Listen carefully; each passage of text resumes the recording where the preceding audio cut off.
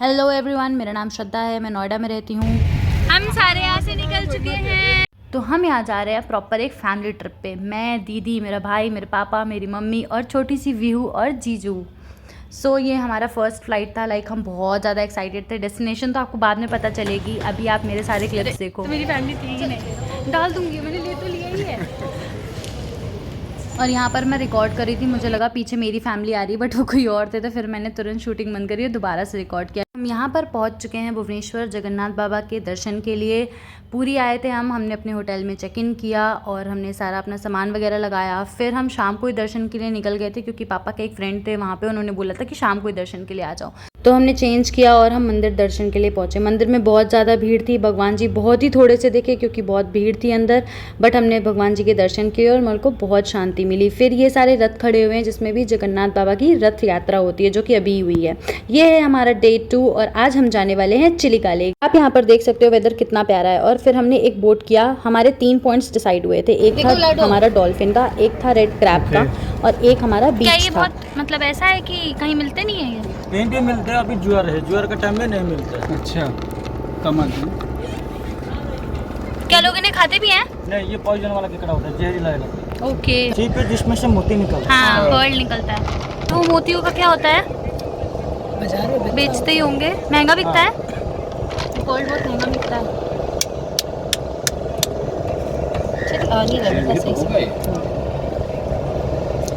एक और पर्ल इस शिप निकला का होगा। अंदर मोती कैसे बनते हैं मालूम है? कि नक्षत्र किसको मालूम है? स्वाति नक्षत्र का बारिश का पहला बूंद जो शिप के अंदर घुस जाता है, उस शिप के अंदर ही मोती बनता है। स्वाति वो होता है, एक ही बार वो उसको जल पीता है, वही पीता है। निकल आओ। हाँ, वाओ, वाह, नाइस, तो चमक रहा है। इसको अंगूठी बनाएंगे, कान का टॉप, लॉकेट, माला भी बना सकते। डॉल्फिन का पॉइंट तो रेड क्रैब वाले पॉइंट के भी पहले था, तो वो मैं उतना रिकॉर्ड नहीं कर पाई क्योंकि डॉल्फिन्स बहुत कम ही दिख रही थी। वो बोट की वजह से शायद डर रही थी, तो वो बाहर नहीं आ रही थी प्रॉपर, तो वो मैं ज़्यादा शूट नहीं कर पाई। यहाँ पर हम एक बीच पर आए, वहाँ पे पूरा ऐसे जंगल था और वो हम क्रॉस करके यहाँ बीच पे आए। इतना सुंदर कि मेरा लाइफ का फर्स्ट बीच था जो मैंने सामने से देखा है। मतलब रील्स और वीडियोज़ में तो बहुत ज़्यादा देखा है, सामने से पहला देखा है। हम यहाँ पे अपने होटल पे वापस आ चुके हैं, हमने डिनर किया और हम अपने रूम पे वापस आ चुके हैं। ये है हमारा डे 3 और हमने ब्रेकफास्ट अपने होटल में नहीं किया, हमने सोचा कि हम बाहर खाते हैं। तो यहाँ पे हम ब्रेकफास्ट करने के लिए आए थे, हमने ब्रेकफास्ट किया और आज हम जाने वाले हैं कोणार्क। तो हम वहाँ पे सबसे पहले सन टेम्पल देखेंगे। ये सन टेम्पल है। यहाँ से हमने ऑनलाइन टिकट्स कर ली थी क्योंकि जो हमारा कैश पे करके टिकट्स हो रहा था वो बहुत ही ज़्यादा लंबा लाइन था। यहाँ पर भी मतलब आज बहुत ह्यूमिडिटी था, बहुत गरम सा था, बट स्टिल वेदर बहुत प्यारा था।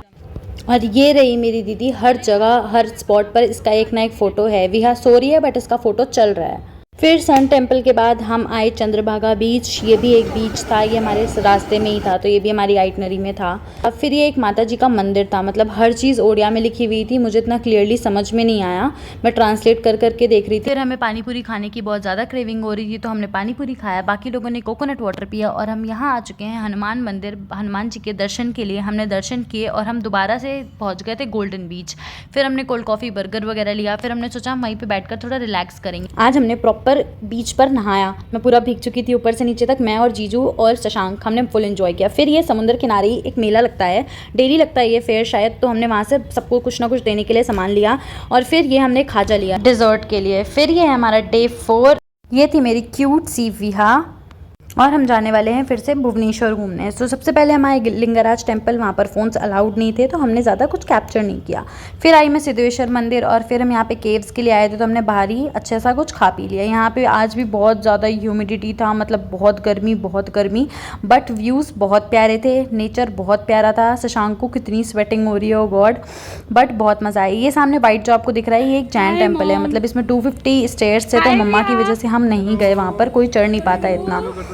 ये मेरी व्यू है और अब आप यहाँ से देखो व्यूज़। ये है खंडागिरी उदयगिरी केव्स, यहाँ से आप व्यूज़ देखो। आई थिंक पूरा भुवनेश्वर ही दिख रहा होगा यहाँ से, व्यूज़ बहुत ही प्यारे थे। फिर हम गए शांति स्तूपा टेम्पल, यहाँ से भी व्यूज़ बहुत प्यारे थे क्योंकि जब हम केव से निकल रहे थे ना तभी बारिश शुरू हो गई थी, तो यहाँ पे बहुत ही प्यारा था। पहले ये एक मंदिर पड़ा, फिर पीछे था शांति स्तूपा। वहाँ से भी मज़ा ही आ रही थी क्योंकि हर चीज़ एक तो बहुत ही टॉप पर बनी हुई थी, तो मज़ा ही मज़ा था यार। बारिश हो रही थी, मौसम ठंडा था, व्यूज़ इतने प्यारे थे, ग्रीनरी, तो बहुत ही अच्छा लगा। आज के डे का हमारा लास्ट टेम्पल था सखी गोपाल टेम्पल, हमने वहाँ पर दर्शन किए और ये था 15 जुलाई। तो मेरी दीदी का बर्थडे था, हमने रास्ते में केक कटिंग वगैरह करी, अच्छे से दीदी का बर्थडे सेलिब्रेट किया। फिर ये बीच हमारे होटल के पास ही था तो हम यहाँ पे घूमने गए और हमारा ट्रिप यहीं ओवर होता है और यहाँ पे मैं अपने होटल से वापस निकल चुकी हूँ। Bye bye guys, stay tuned for more vlogs.